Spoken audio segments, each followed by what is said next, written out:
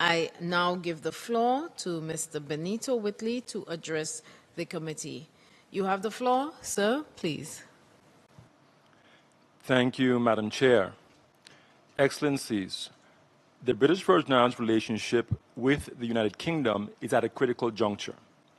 The UK will hold a general election on 4th July that is likely to shift power from the ruling party to the opposition party. Shortly thereafter, the governance reform program agreed between the UK and BVI will be completed. Hopefully, the order in Council and Reserve that can suspend the BVI Constitution will then be lifted. There will be an opportunity for the UK and BVI to reset their relationship and have normalized relations. However, for there to be a genuine modern partnership between the administering power and territory, things must change. Excellencies, you cannot have a modern partnership and a colonial relationship at the same time. In a modern partnership, you do not use the threat of removing democracy from a people as a tool of leverage over them. In a modern partnership, you do not withhold assent to medicinal cannabis or any other legislation that would set up a legitimate industry without proper justification to the parliament in question.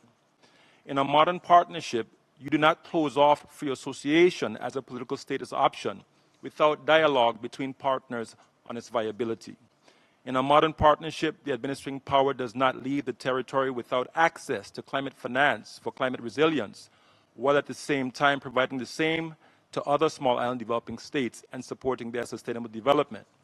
The joint declaration agreed between the UK and overseas territories was a positive step in trying to reframe the relationship, but much more must be done to establish a modern partnership whose fundamental pillars include democracy, sustainable development, climate resilience, human security, prosperity, and self-determination.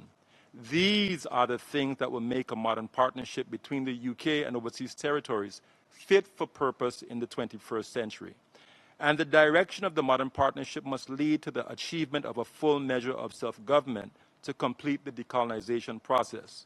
The BVI and next UK government will enter negotiations on constitutional advancement. The primary objective of the next round of constitutional reform must be the closing of the democratic deficit between the UK and BVI. The outcome must position the people of the territory to take full responsibility for their internal affairs in the first instance, and to subsequently make a final decision on their political status based on the political status options sanctioned by the UN. These are some of the major considerations for this committee's visiting mission to the British Virgin Islands, which is a welcome development in the decolonization process. As I close, Madam Chair, I would like to thank the committee for the opportunity to make this statement. I thank you. I thank Mr. Whitley. Mr. Whitley, you may now withdraw. Thank you.